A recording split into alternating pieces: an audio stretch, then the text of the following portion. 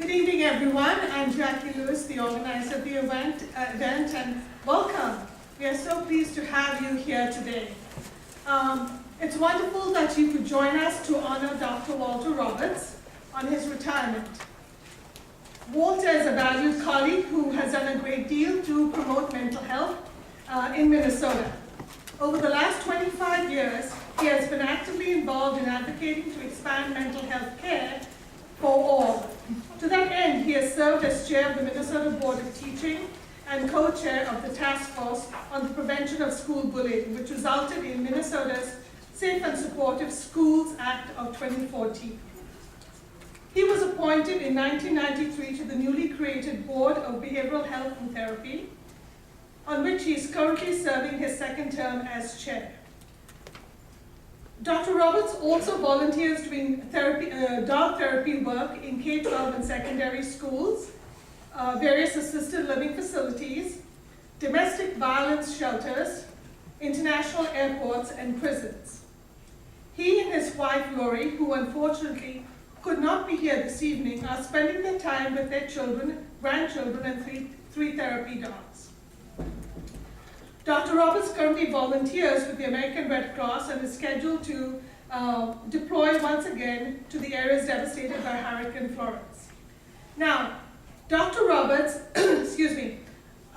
Dr. Roberts on his retirement was to be honored by Dr. Ken Vignelli through a lecture, and it was his choice to have Dave Wellstone come and address us here at Minnesota State University, Mankato. So we are very grateful to Ken Vignelli and Dave and Leah Wellstone, who are here today, to talk about mental health parity. Before I end this introduction, I want to thank Dr. Ken Vignelli, our CSP students who you'll see sprinkled throughout the auditorium, Amy Moore, our administrative assistant, and all the CSP faculty for making this event possible. And now I'm going to ask Dr. Diane Corsell, the co-chair of the CSP department, to say a few words of welcome on behalf of the department. Dr. Corsell.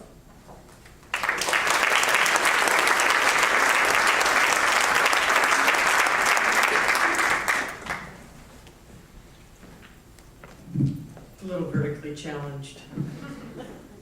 At the risk of being a bit redundant, we do want to welcome you here tonight. It's a very important event to us.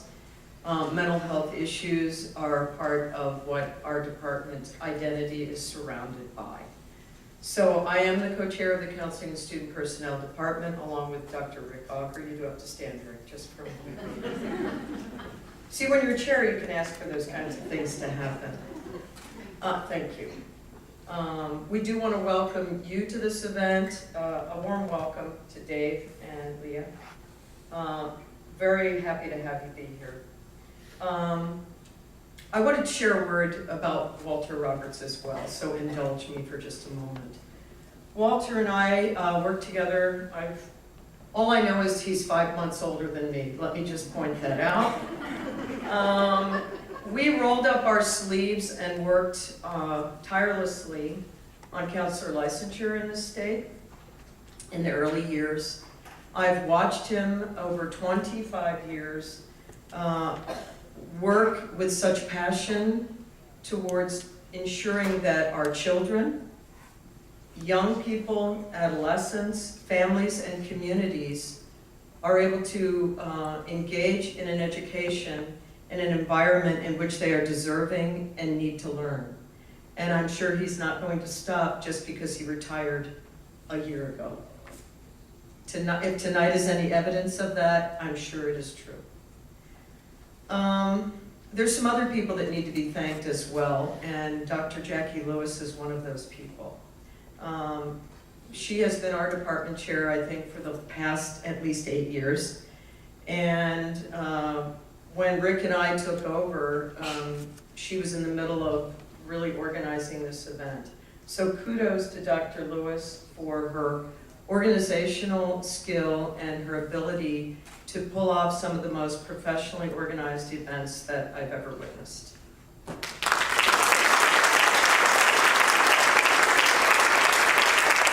Lastly, it does take a village, and believe me, our department can be a village at times.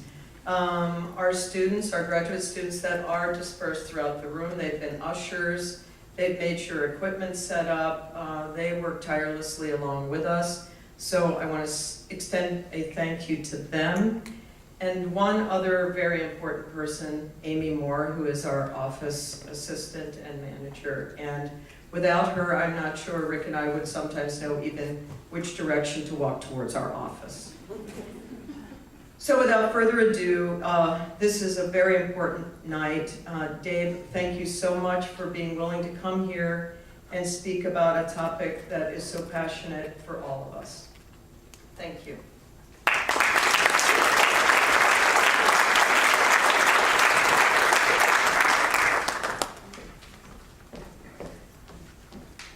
Thank you, Dr. Corson. Now we're going to have Dr. Roberts, who will introduce Dave Wellstone.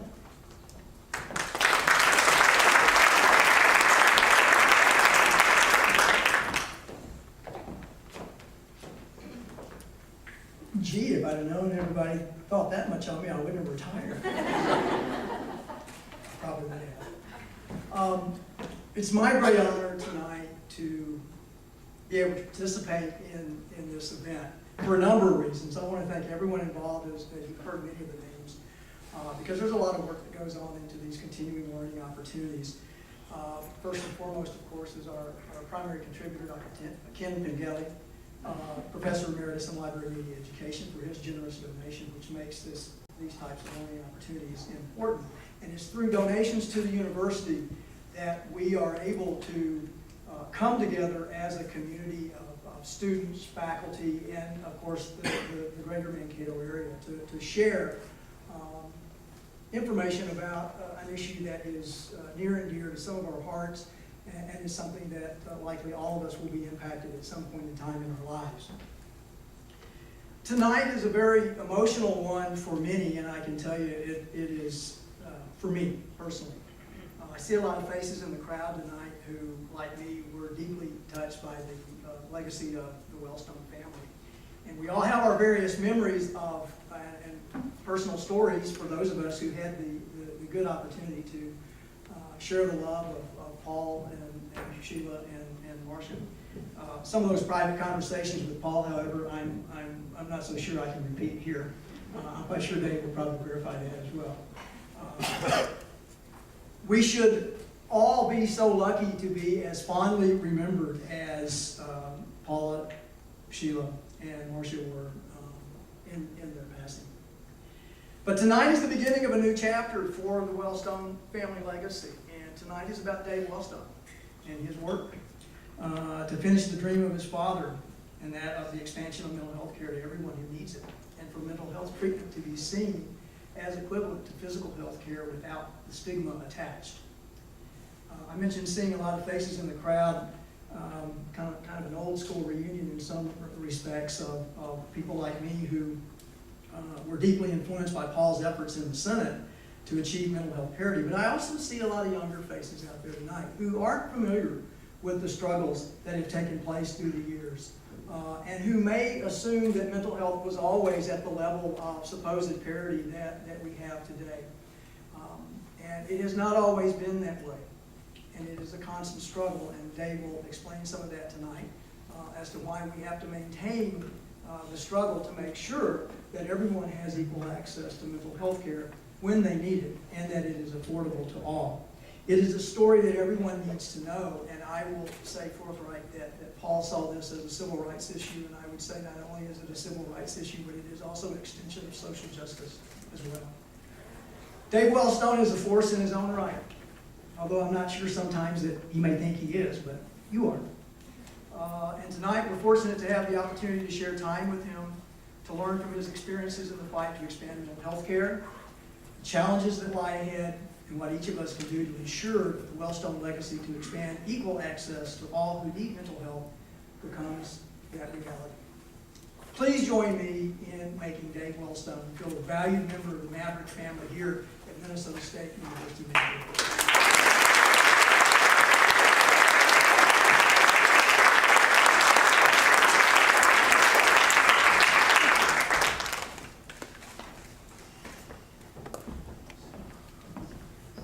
I'm going to start up here handwriting is so poor on my notes. Well, I'm honored to be here.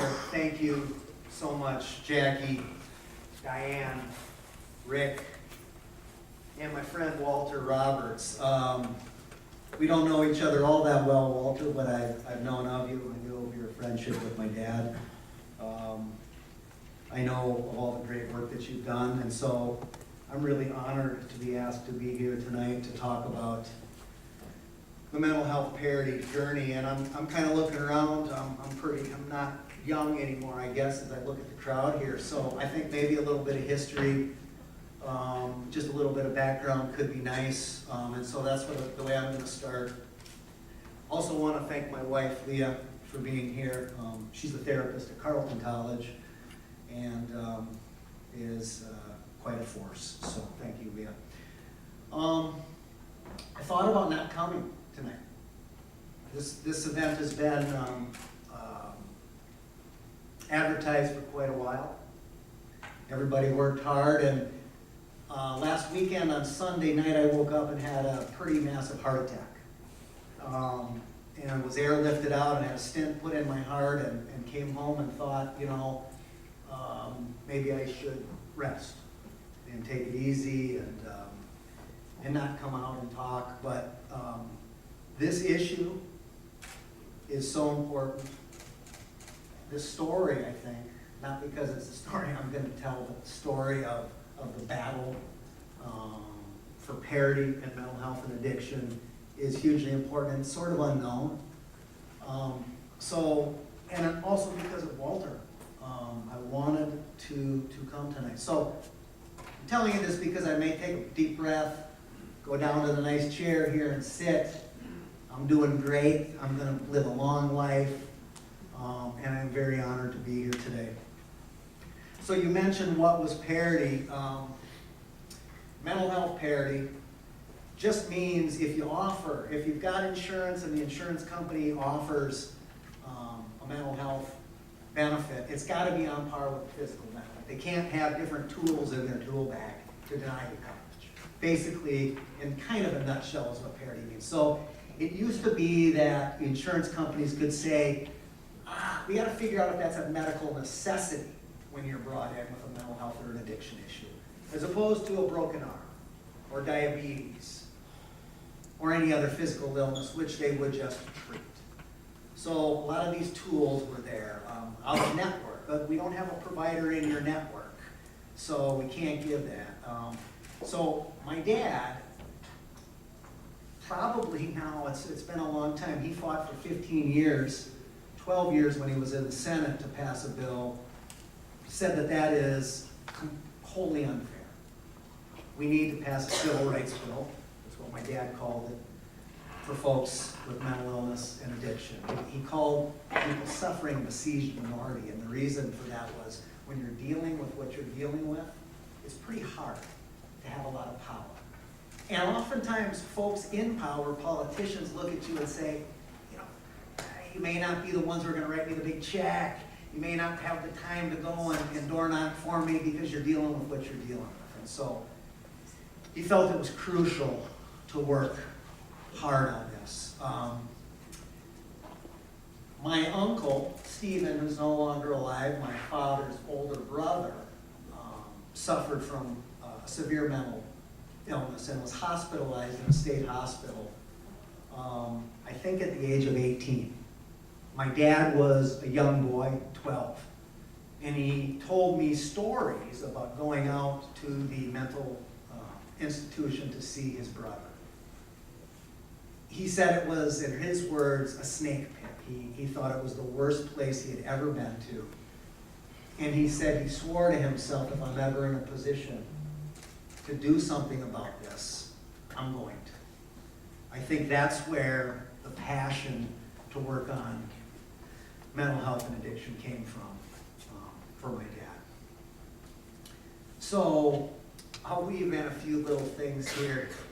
Probably wouldn't have brought this up if it weren't for my health event, but I think these things are important. And it's important then because when you're working on issues like this, sometimes you're going to be down. if you're working to push ahead on mental health and addiction stuff, you're gonna be down a little bit. You're gonna say, are we gonna win? And you've gotta keep going. You've gotta keep going. And I firmly believe, as I tell you this story, the one thing I'd like you to think about is, if you're doing the right thing for the right reasons to help people, I think it's hard to be stopped. It's hard for you to be stopped.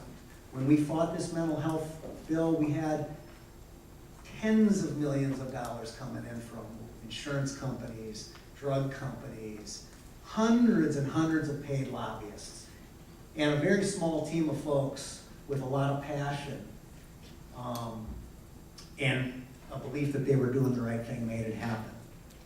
There are also, I believe, in a spiritual realm, folks, this may sound a little Californian to you, I lived out there for a while, but there are folks that have come before us, I believe, that help in these struggles. And I'm going to tell you 2 quick stories, and then I'm going to launch in to the Parity struggle. So, my father, Senator Wellstone, my mom, my sister, several other people died in a plane crash. I think most of you probably know that. And after something like that happens, you try to figure out, you try to make sense of what's going on, right? And so you're sort of searching and you're hoping that you see signs. And so I saw signs that were inexplicable signs. I'll tell you one quick story. I ended up in the big island of Hawaii to do some stuff. I had heard there were spiritual vortexes around the world in the big island and Sedona, Arizona. And I'm like, I gotta try to connect to something, find some meaning, right? And so I went to fix up a house because I used to fix up houses and I was an organic farmer and all kinds of things in past life. And I was gonna buy a fixer-upper and I went online to buy a van and I was gonna live in this van. And I met the woman at the airport who had the $2,500 van to sell me, right? And I get out of the airplane, I'm on my own, I think, what have I done? I've flown out here, I've landed in a lava field. This woman grabs me by the face and says, you're here for a reason, don't leave till you figure it out, and takes off with the friend that followed her in the van. I get in with this 1984 Volkswagen camper van, rusty. And I look at the gas gauge and it's completely empty. I'm thinking, it can't work, because she wouldn't have made it here. And I've got about a 30-mile drive to go down to where I'm gonna be. And there's only one section in the middle of that drive where there's a couple of hotels. And it just so happens that it's getting dark. And as I'm heading down there, I feel the old running out of gas.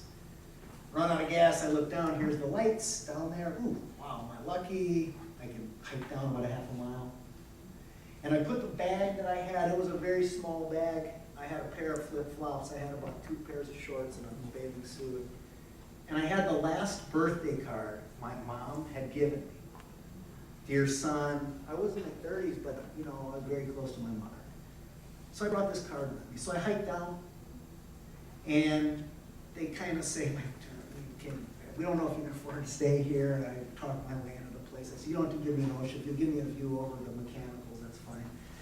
And I get up in the morning, and I walk out, and I walk over to this ancient pond. It's got a lot of meaning for the native Hawaiians. It's a very spiritual place. And I get there, and I've had this feeling many times since, and I have a full body, the chills, right? And I have it now.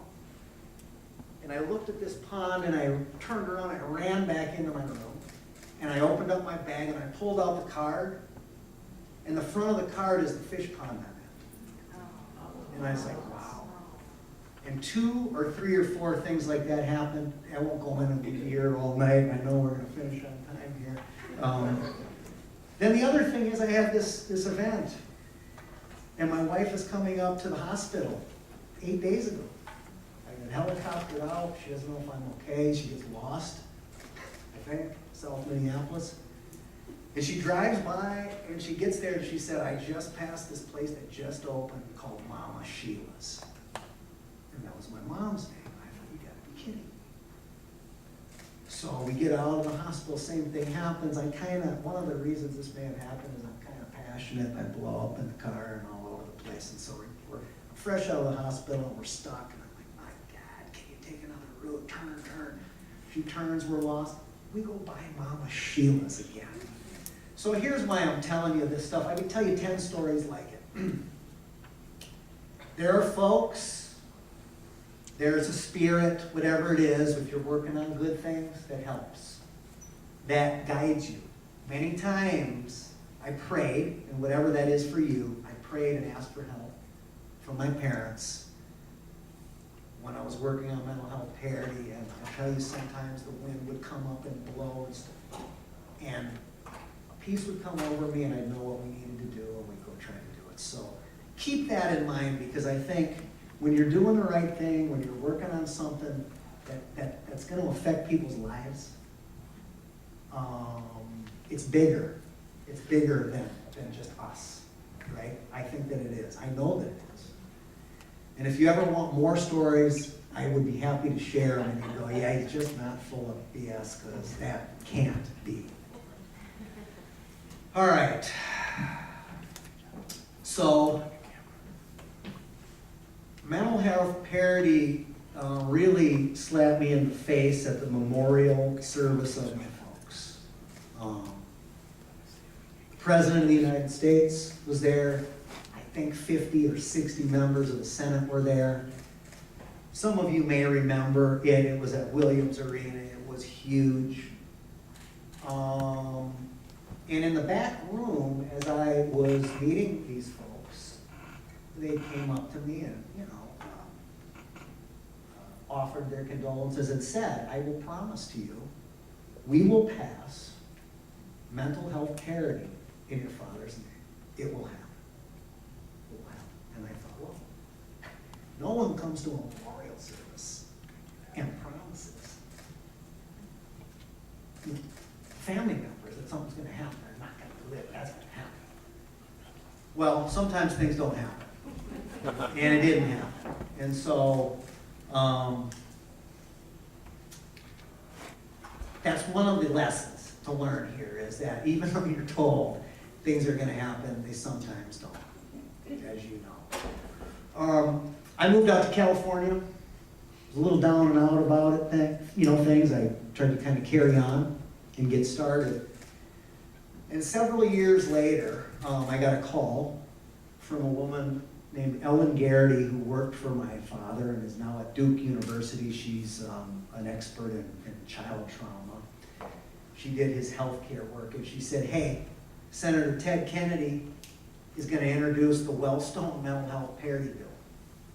The problem is it's a bill in name only. It's complete garbage, were her words.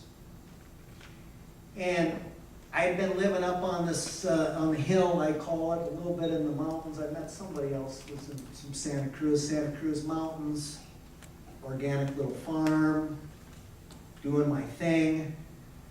And this re-engaged me is the way I put it, in life.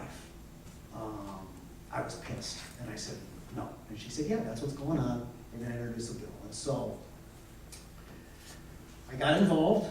And I called Patrick Kennedy, Senator Ted Kennedy's son, was a House member, and said, would you reintroduce with Jim Ramstad, who was a congressman here? These names, I'm sorry I'm throwing out names, probably people are, but, and I called these guys, I said, my dad had a bill, a mental health parity bill that was a real bill, and that's one thing you've got to know, right? There are bills and there's names, but you got to read the bills. You got to know what's in them if you're going to support them. And so Patrick Kennedy, with a lot of courage, took on his dad. And so the way the process sort of worked is, we had to figure out which bill was going to move ahead. And we battled, and one story I love to tell, Walter, you'll love this, is I had Senator Kennedy call me into his office, and he was a pretty formidable guy, and he had this Portuguese water dog, and I forget the dog's name, but kind of a big curly dog, and it was nice to everybody, but apparently it hadn't liked my dad, because he and Ted Kennedy would go at it in the office, and this dog would kind of get after my dad. And so I went in, and Ted Kennedy said, what are you doing? I think he actually said to me, I was pissing in his boot. And I said, well, you know, this is what we're gonna do. This is what we've gotta do. And this Portuguese water dog jumped up on the table and was growling at me. And I was like, okay, here we go. This is good. But when there's a fight, when you believe in something, and it's for the right thing, you gotta do it. So we have this process of competing bills. And I'll tell you, one of the lessons I want to talk about here is this was a bipartisan bill, which doesn't happen much anymore, right? This was bipartisan. This had Republicans, this had Democrats. That's why I love it. And I think, and this is where I'll digress a little bit, you guys can get me back on focus. I think that one of the reasons I'm so passionate about this, one of the reasons I wanted to come here tonight, is because we become so polarized politically that we can't stand each other. Depending on which side, we can't stand each other, we can't even talk about anything. But this is an issue we can talk about, all of us. Mental health and addiction doesn't matter what color you are. Doesn't matter if you're rich or poor, who you love, it doesn't matter, none of it. And so, I'd like to impart that to you, that here's a way we could get out there, if you're interested in working on this stuff, and actually connect people. And if 80%, they don't agree on 80 or 90%, okay, let's agree on one thing. Because I'll guarantee you, if we took a poll here, and I used to say this, I'm finding my groove again. I haven't spoke for a while, but now I'm finding a little bit of my talking groove. I remembered one of my talking points long ago, which is, every single one of us knows somebody who's suffering from mental health or addiction. Every single one of us. Whether it's in your family, friends, teacher, clergy, but we don't talk about it, right? We don't talk about it. So, my side note there is, this is one of those issues that we can bring people together on, we can build consensus, and we can make a difference. So, that's I think, one of those hugely important things. So we went through, and we were up and we were down. We thought we were gonna lose, and this is the thing, if you're gonna get involved with this, you're gonna think it's tomorrow, oh my God, we're gonna lose. You know, you get an election comes, and you get, you know, say a president that you don't care for, or a senator that you don't care for, or doesn't believe in your stuff, you're gonna get put off a little while. My dad worked on this for 12 years. And when I got that call from Ellen Gary and started flying to DC every other week, it was 3 years before we got that bill passed. Hundreds of meetings, so it takes a lot of what my dad called shoe leather power. Hundreds of meetings, and keeping people's feet to the fire. Right? Making people realize that this is human, because here's another thing. I'm sprinkling all these things in here, guys, and so I'll leave some room for questions at the end too, and I'm hoping you have some. But if you believe what you're doing, you can't be stopped. And if you go really hard with passion, people are gonna see that, they're gonna join you. They're gonna join you. We were able to get the Wellstone version of the bill passed in what they call a conference committee. I won't bore you. And we were able to push that ahead. And that is when the big fight started, where the money came in and the lobbying came in, and it was pretty intense. Pretty intense. I actually had people call me and say, "Are you worried for your life?" And I said, I wasn't. But you know, it's such high stakes in terms of the dollars and cents. There were people who were thinking, wow, this insurance industry, you're really upsetting things. And while I firmly believe that's not the case, people get intimidated when they work on these kinds of things. And don't be intimidated. Don't be intimidated to work on what you believe in. We started pushing that ahead, and I'm going to tell this story because one day I thought it was over. We were going to lose. There's a lot of strategies for not passing bills, and you can either vote them down or you can run them out of time. And the first mental health parity bill got run out of time. They just didn't have time to vote on it as it ended, but we were pushing up against the end of the year. And what happened was the bailout bill came. I'm gonna take off my jacket because I'm sweating up here with the legs. Water? I'm gonna get water and I'm gonna move into my little seat here. Give me 2 seconds. Make yourself at home. Sorry about that, guys. I used to walk 15,000 steps a day and go wild, and now I'm. Can you hear me? Nope. There's water in the fire. Thump, thump. The bailout bill. I don't know. Like I said, we got a lot of young faces, but the TARP bill came where they were gonna bail out the banks, right? And everybody said we're done. You know, the TARP bill's taken all the air out of the room. Yeah. I had seen that happen the first time, right after the crash. And I can't even remember what it was, but we just ran out of time there. And so this is what is kind of interesting is, we thought this is gonna be over. And this is where sort of the inside kind of stuff happens, and this is an interesting story. Harry Reid, who was the Senate Majority Leader at the time, called me into his office and he said, you can't tell anybody this, but I promised we were gonna get this bill a hearing. Your bill has the most support, bipartisan support, of any bill out there. We know your dad probably wouldn't have supported the bank bailout, which I don't think he would have. But what we've got to do is put that huge bailout bill on your bill and get it passed. Otherwise, parity is not going to go.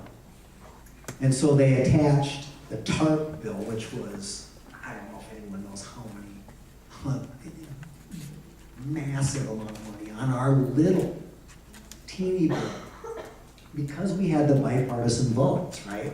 And that's what I'm saying about building consensus around this. We were able to get that through. They passed it, and then they, through, you know, procedures and all this stuff that they've got, they stripped it out. And then they ran them separately. And we were able to pass that bill on the TARP. And that came from a lot of us, it's never say never. Calling people in the middle of the night, saying, who carried your water all these years? I need a hearing. That's the kind of stuff I did. That's the kind of stuff you're gonna need to do. Because when we talk about parity, you know, what happened in the fight, I think the next thing to talk about is what we're gonna do, right? What we need to do. And in that what we need to do, it's you all. That's the deal. Young folks. I'm 53. Walter's maybe a little older than I, and you're younger. That's the rumor. Yeah, well, I mean, so, right now I can tell you this, we passed parity quite a while ago, and it's still, they're thumbing their nose at it, right? Because you can pass a bill, and that bill's gotta have teeth, but when you've got insurance companies that are saying, well, you know, we don't necessarily need to follow it, sue us. They've got counsel, lots of counsel, and folks that are suffering typically don't. That's why, if you care about mental health and addiction stuff, you gotta get involved and fight, because that's what makes the difference. On the other side, it's not about the faces and about the personal connections, it's about the dough. It's about the money. How can I, you know, not have to pay out?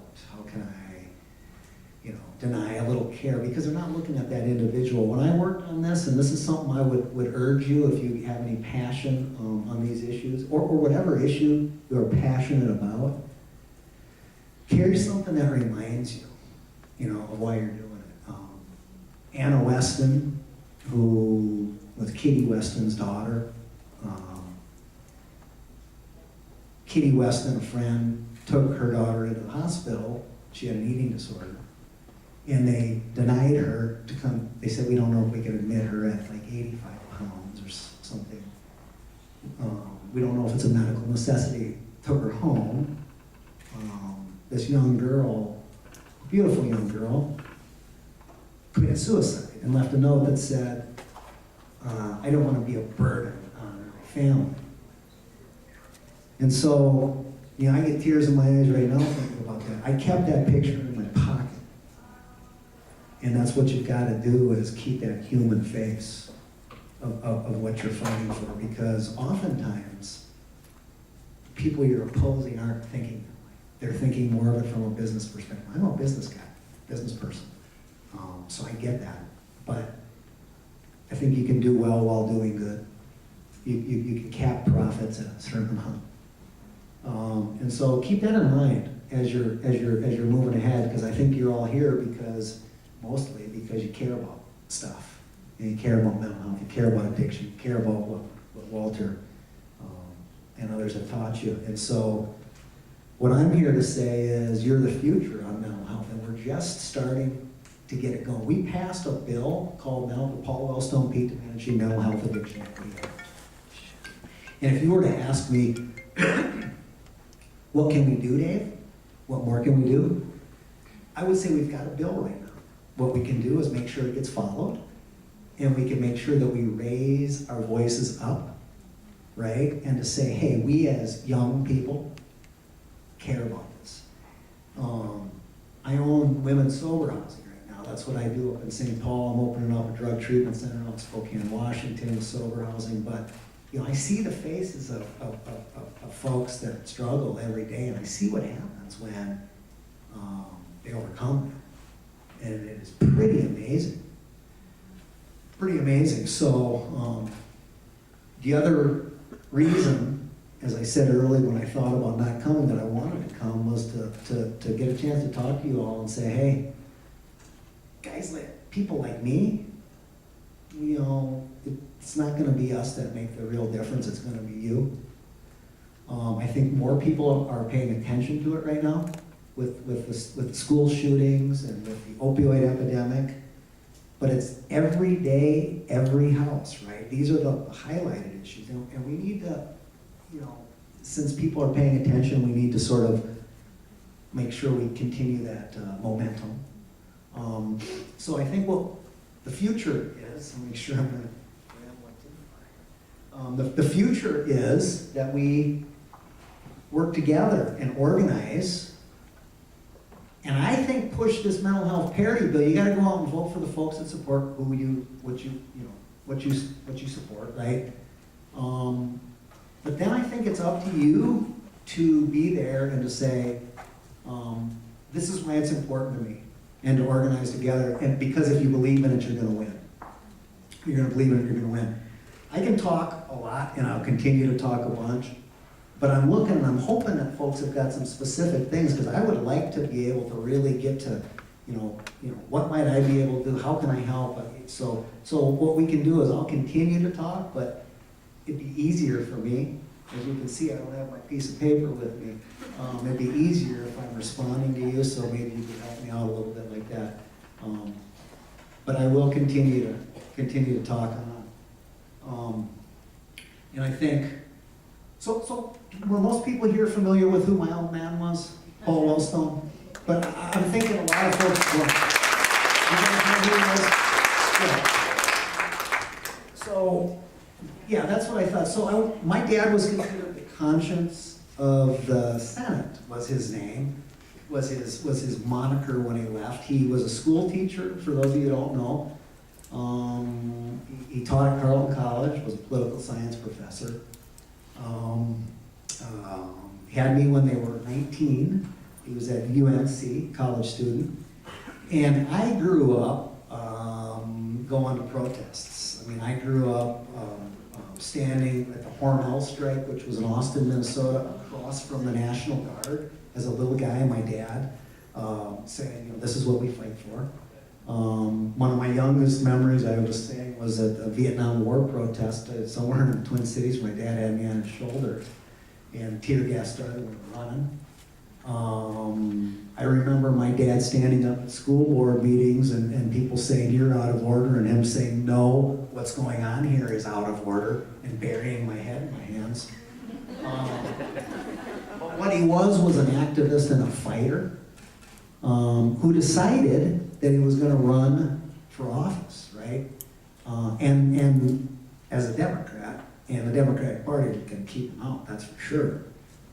Matter of fact, I went to one of the first events with him where Democratic Congressman, I'd never mention names anyway, staff person pulled the plug out. So everyone was speaking. He came up and gave a speech, and I saw this guy go in the back room. And then, you know, it was all working. Then he gets up there.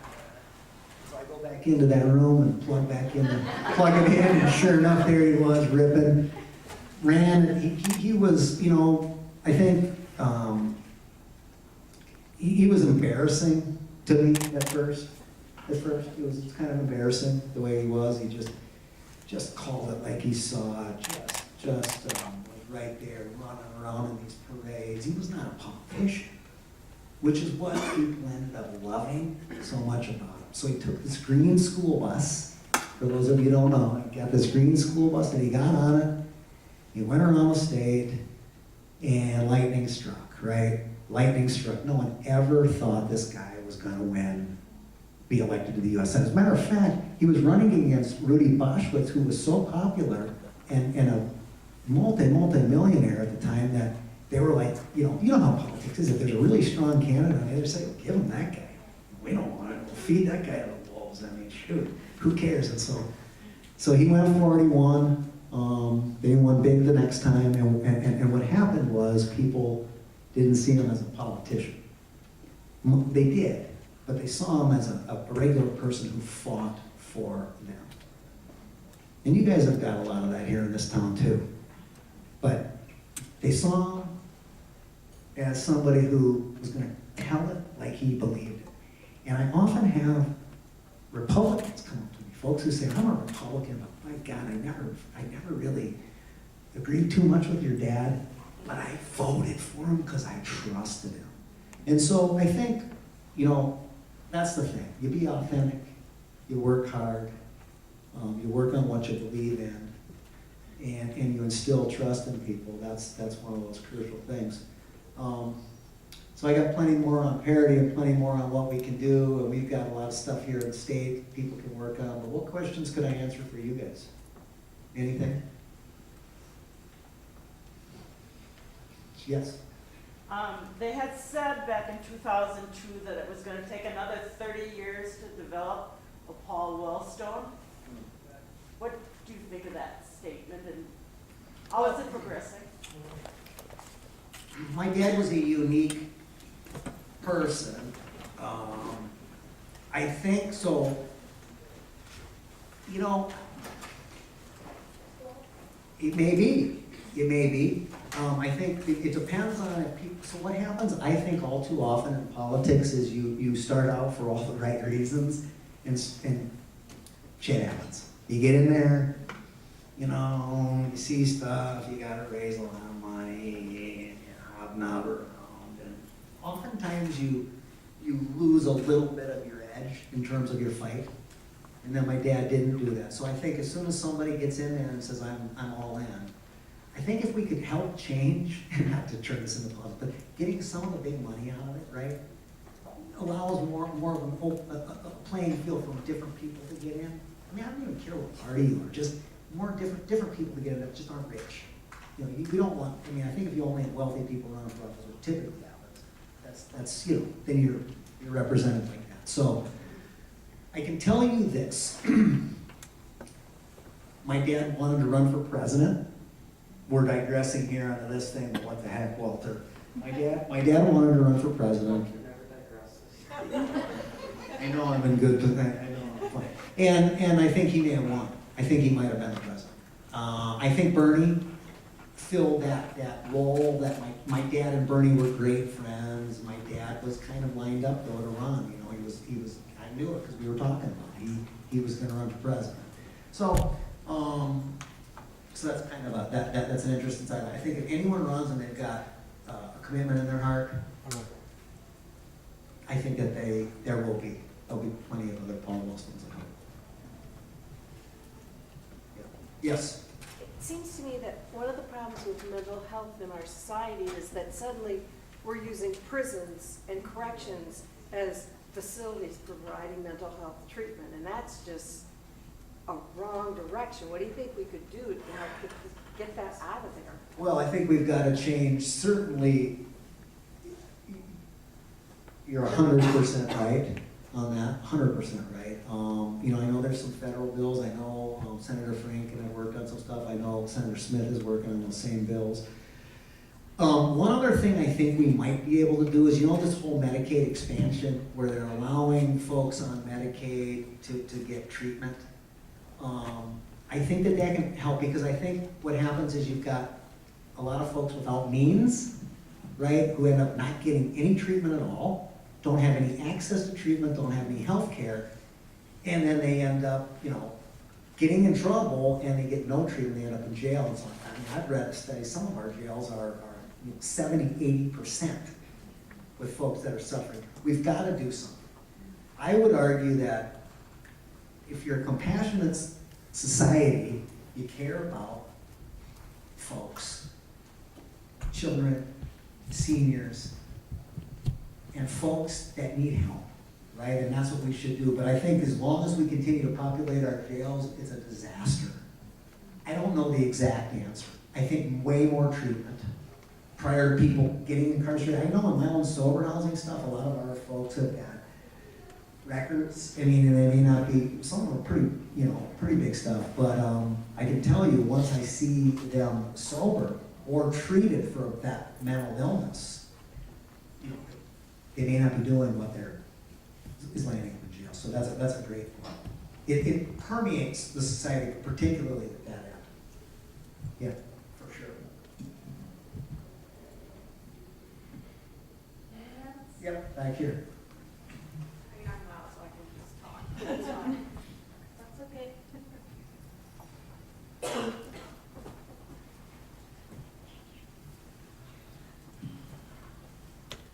Okay. For those of us who are just more interested in learning more about data, trends, research that's going on in Minnesota with mental health, are there any certain social media pages, newsletters, things that we can get connected to kind of stay up to date on some of these things? Well, here's what I would say. I'm not the real person to ask about that because I generally go to my kids on social media stuff when they're out of the house. What we could do is connect you up, though. I would be happy to do that. You know, I'm easy to find, Dave Wellstone at yahoo.com. I'm a great connector of people. So while that's not my bailiwick, I know like Sue Abderholden at NAMI probably has got a pretty good grip on stuff for on the mental health side, Minnesota Recovery Connections on the addiction side. You know, and when I talk about mental health and addiction, I make sure I keep them together because here's what happened on the Parity fight early on. We started working on that, and I'm sorry I couldn't answer your question better. There'll be people certainly smarter than me who can get you that info. You know, I'm more on that political activism side, but what you're talking about is huge, and it's going to give you the kind of data where you're going to go, oh my God, I need to work on this.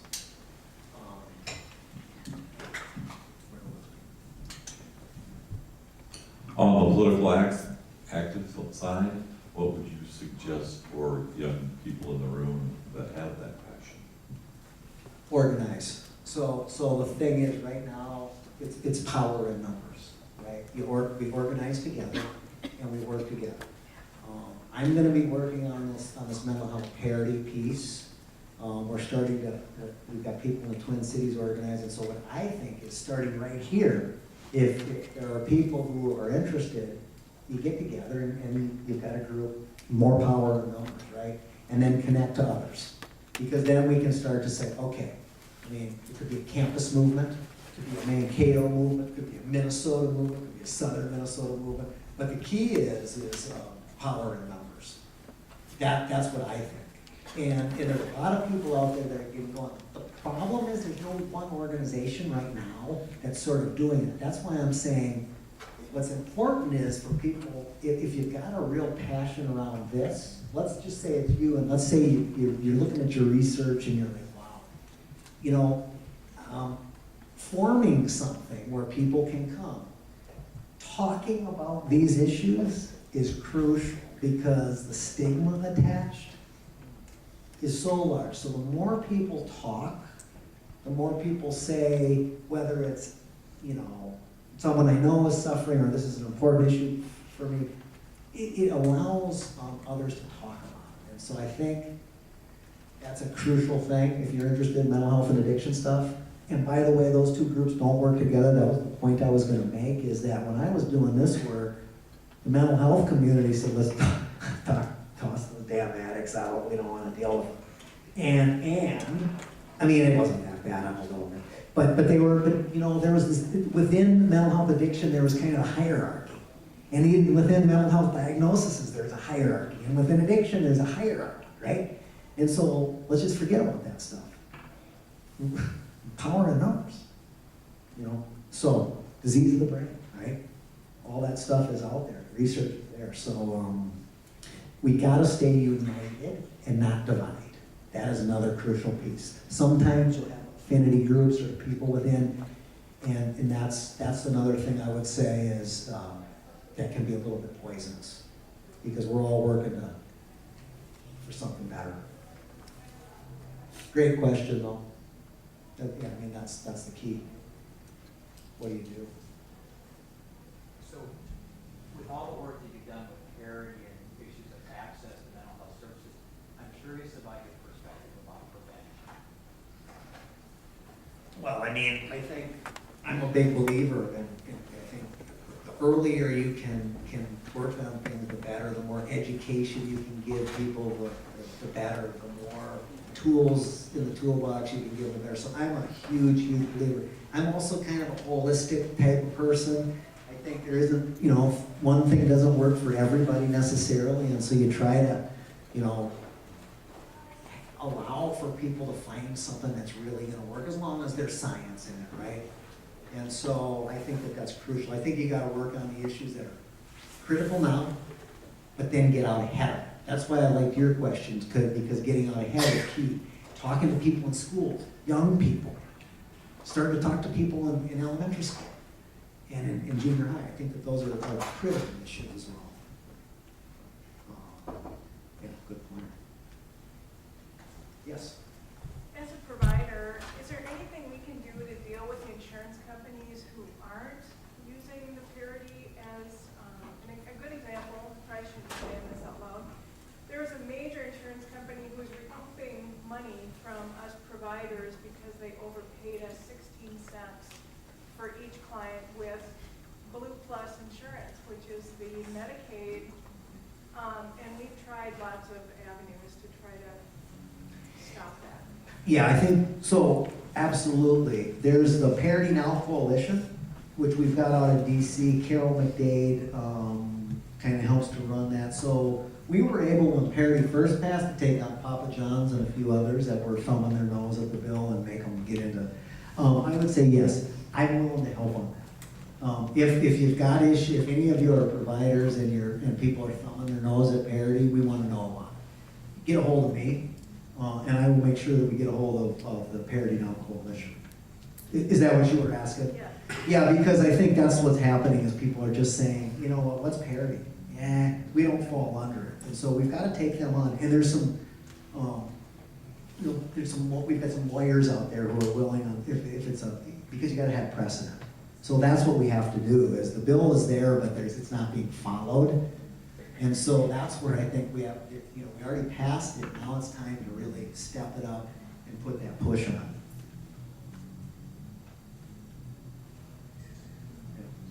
Yeah. In regards to access to mental health care with hospital beds and treatment facilities being full, is there anything you see other than funding that can be done to create these places for people to go? I think we've got to put more funding towards it. I mean, I don't know how else you do it, right, unless you kind of, and that I think is part of the, not the same as prevention, but it's getting out front because we have a huge lack here, and especially in greater Minnesota. I mean, there just are not places oftentimes. Up north, for instance, I was I in Hibbing? I was asking my wife, because she's knows this stuff, but, I mean, we were talking people who, need to be hospitalized, they drive over to the Dakotas because they just don't have it. So we've gotta put, I would argue, and you've got, you know, representatives here who go to bat for you, we just need to fund that stuff more, I think. It's all a matter of where you prioritize your spending, right? And what you think is important. And you can push on that. So if you believe in it, you push hard and don't take no for an answer. I think that is where the power comes in. Because again, Parity was a 4-year fight that I got involved in. It was a 12-year fight. That's 16 years. So none of the stuff really happens overnight, and people kind of expect and hope that you drop out, that you get tired of the fight. Because if you think about it, sometimes your opponents are well paid and it's their job, right? A lot of us are doing this, you know, on our time, and we're not paid. And so oftentimes the strategy is to run you out, tire you out, make you go home. And I think that's the thing I'm here to say is you can't go home. When you go home, you lose. But if you don't go home, if you stay committed to integrity and the right thing, I think it's hard to lose. It goes back to that earlier kind of spiritual thing I said where, you know, these things happen. I think there's forces out there if you're doing good stuff that nourish you. So I'm loving this, answering questions. Who's next? Hello, my name is Cole Dennis. I'm actually part of the CSP program here. This is also from Austin, Minnesota. I was born in 1985. My dad stood with the local 9, so I'm very familiar with your father's work. I think it's hard to talk about mental health illness and mental health issues while we're in a higher education facility and not touch on mental health issues that our own students are encountering right now. So I'm curious to hear your thoughts on where you view higher education's position on taking care of the mental health needs of our own students. We're very, very lucky to have a facility here. Not all higher education facilities are as lucky as we are. So I'm curious to hear your thoughts on that. I think you're extremely lucky, and I think all schools should strive to be to have that kind of help that you get. I think it's crucial. My wife is at Carleton in the student health and counseling. I mean, I think it's a crucial piece, right? It's a crucial piece, and so I think it's all a matter of, again, where the money is focused. And I think having very robust opportunities for students is crucial. I think it goes partly to this preventative piece as well, where you're starting to deal with issues relatively early on. I know you are full. You all are full at Carleton, a very small school. This is a much larger school. I'm assuming that your counselors are pretty booked. They are, yeah. Pretty much, right? Yeah, and so I think I'm always arguing that more is better when it comes to this, right? And so I would bet we go to any school, and no matter how large the setup is, they're probably, you know, I don't know how they cap, you can only see how many people a day or whatever, but there's probably folks that, you know, the waiting list is kind of moved out. I know at the U of M that's the case. So I think it's critically important at every level, including colleges, universities. So here's just that question I've always had that I'm not in this industry, so you know, I'm just a fundraiser girl. But in schools, there's counselors. Kids can go to them. My first interaction with counselors when my parents got divorced was a great experience. Then there's counselors here at college. I've always wondered, like, aren't companies missing the boat here? Like, they have CFOs, CEOs, HR people, marketing people, but it's typically the people that work for them that's the real engine of the company. And things happen in life, right? Like, family passes away, cancer may come, whatever it is, but I've always wondered, are we missing something that should be like a standard position at all companies, that it's just normal? Like, yeah, I check in with my counselor every week, and there's not that stigma to it. But I don't know, that's not a question you can maybe answer, but that's always something that's, like, if I was a business owner, I think I would have like a chief of counselors working for me, because that's, I mean, stuff happens in life and we need help. The CMHO, Chief Mental Health Officer. Couldn't agree more. I couldn't agree more. I think it's, you know, if you think about it, if you want to run a successful business, you want your people to be healthy and happy and not burnt out, right? And to be able to deal with the stuff they deal with. And so it would make sense, and I think we may get there, right? We're slowly, here's the good news is this. The good news is I think more people are paying attention to these issues than they ever have. And sometimes it's because of the school shootings, it's because of these larger events that are more out there. So we've got to seize on that, right? And continue to talk. And really, as you said that, I was just thinking the more everybody in their everyday life can get out and talk about what goes on and how these things affect them, we would all be talking about it. It could permeate its way up. I would bet, and someone might know this, I will bet there's some companies who do kind of focus on that, and when they do, I'll bet you they have retention of employees, et cetera, et cetera. Do you guys know of anybody who The is? employee assistance programs, yeah, the EAPs. Sure. Industrial organization psychologist. Okay. So there you go. And it's not saying that but what we're saying is we can even continue to do more and so they may be out there, but the answer to the question might be is that a lot of people don't know it. I mean, or just don't know that they've got that, or you may have people in that company who think it's a weakness, right? And so one of the things might be to say, hey, this is important for everybody. It's not a weakness. This is a strength to deal with what you need to deal with. So. This isn't so much a question as much as it is a comment right here. Just going back to your trying to stay the course and slowly moving forward with just the mental health and being the awareness and the needing the services all the way, and we're talking all the way down to elementary schools as well. We're seeing kids as young as kindergarten in crisis with their mental health. And the problem I'm seeing is, especially in education, the crisis is that the mental health is snowballing so fast that I'm not sure we have the time for the catch-up. I think our educators are leaving I think they're coming in and they're realizing the work is getting too hard.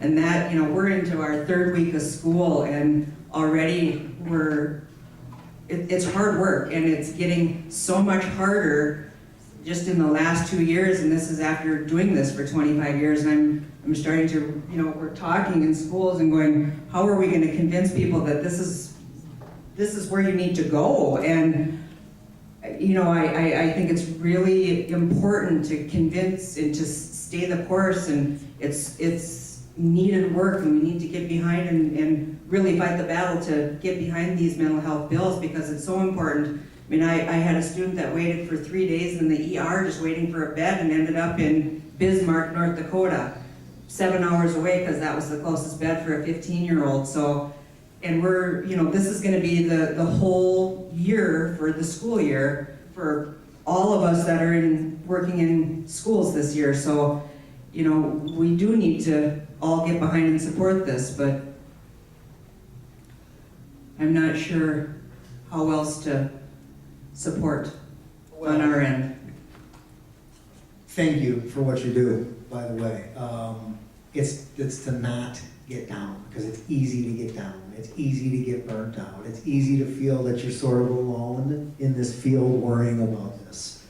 And that's why I'm trying to advocate that it's the whole, it's all of us. It's all of us. You're on the front lines lot of you are on the front lines and you see it every day, and it's easy to get burnt out, right? And so we, meaning those of us that aren't practitioners, those of us that don't see people, also need to step up and help. I do think staying the course is a critical thing. I do think legislation is crucial, because if you pass good laws that support what you want to do, it makes it a lot easier.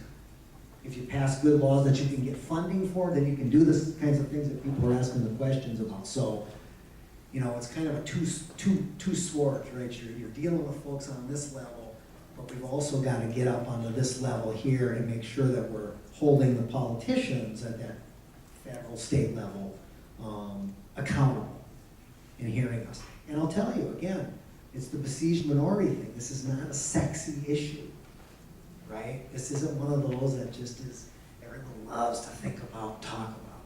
That's what gets the money usually, right? And so this is a plotting issue. This is one where we've all got to stand up and talk and tell the stories that are real to us, which then affect other people, and it snowballs, and stay in the course. Yeah, I appreciate that. And thank you for what you do. Yes? It seems like with healthcare reform, that helps so many more people have access to care. And we were able to treat kids and families who didn't have insurance before that. And I wonder, you talked about how mental health and substance abuse were kind of going after each other, or what resources there were. And I wonder if it's some of the same unintended strategy where the hits we took to healthcare in the last 18 months or so, where 18 to 27-year-olds weren't covered anymore, or we have other people who don't have coverage or are at risk of not having health care, that we've made strides in parity, but I also see like there are coordinated efforts to not do the right thing for people who maybe don't have a voice. And what would you say about those of us who are passionate about this, but how do we get more savvy, or how do we work together to try to work on both healthcare and mental health, substance abuse access? Well, I would say this is, if you're doing it alone, it's gonna be terrible, right? It's not gonna be fun.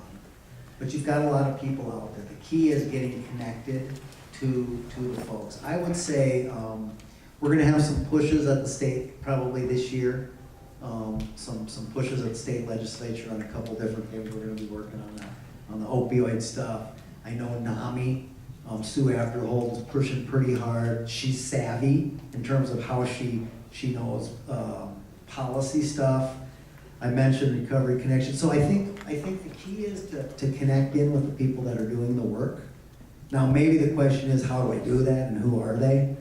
And then the action steps that are going to be happening, you know, in terms of pushing legislators. And so I think one piece of advice is, so you've got your own local folks, right? Some of who are here in the room, and you just go when you meet, and when you're meeting, you're asking, and then one thing is, if you're ever, here's one piece of advice I will give, if you happen to be on your own, or let's say you join a, mental health legislative day, right? Or go to the Capitol, or the eating disorder folks will have one. What is your ask?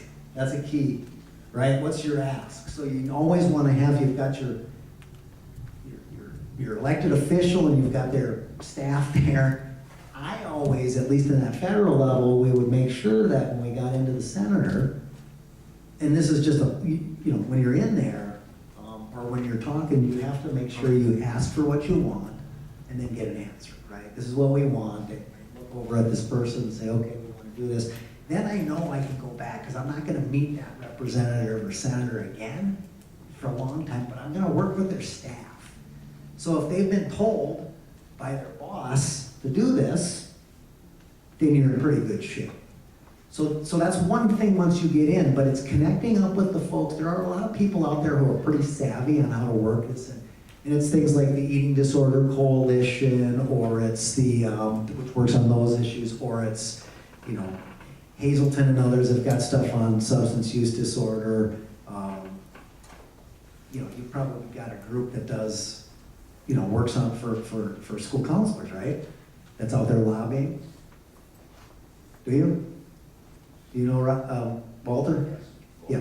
So connected with those folks who have got the, you know, the know-how, but then what they need is the bodies, because if you don't bring a big grassroots swell, so it's grassroots, grass tops, right? The grass tops are the ones that sort of maybe know that process, but the grassroots is where the power is, because the numbers are, the power is in the numbers.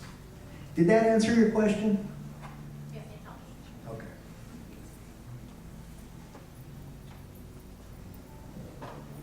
Anything else? All right. You pointed to me a couple of times. I'm your state representative. Yes, I did. And Walter leads the fight. He's usually in my office at least 3 or 4 times a year. But there's a couple of things. Last year with the opioid crisis, there was a really good bill.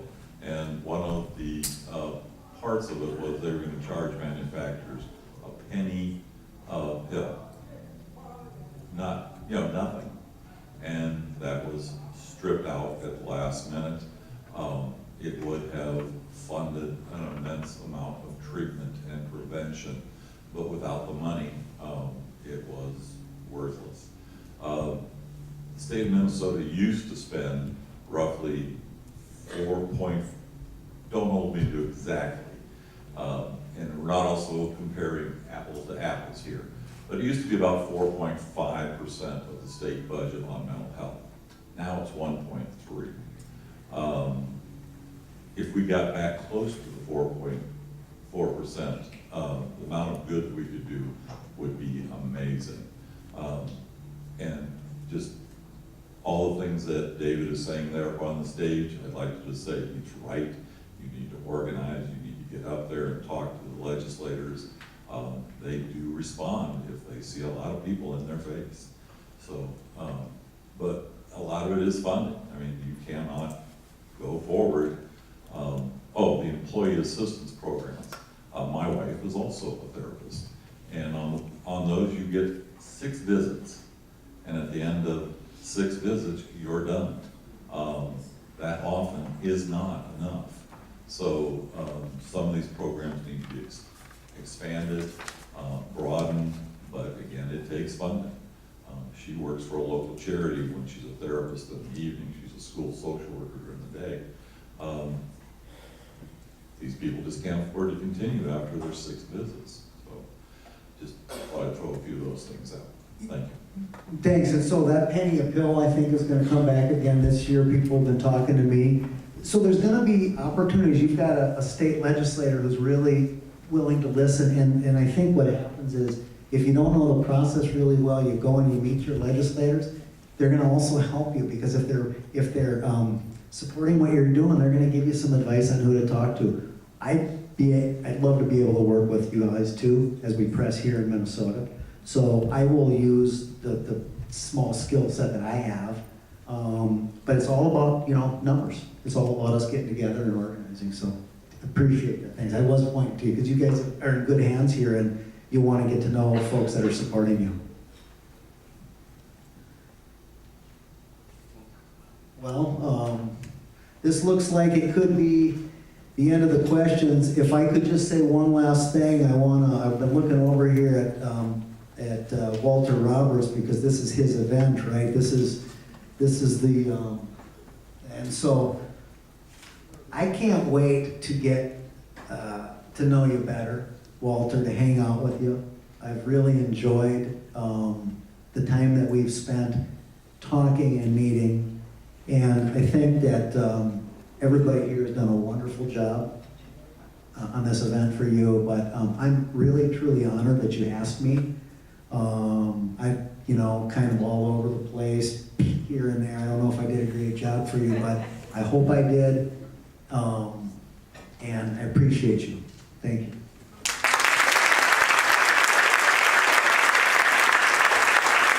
Thank you all.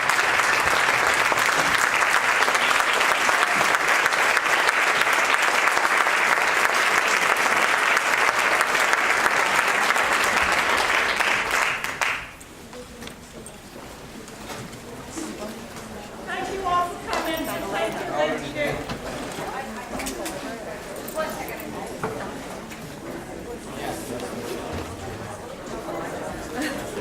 Yeah, I got it.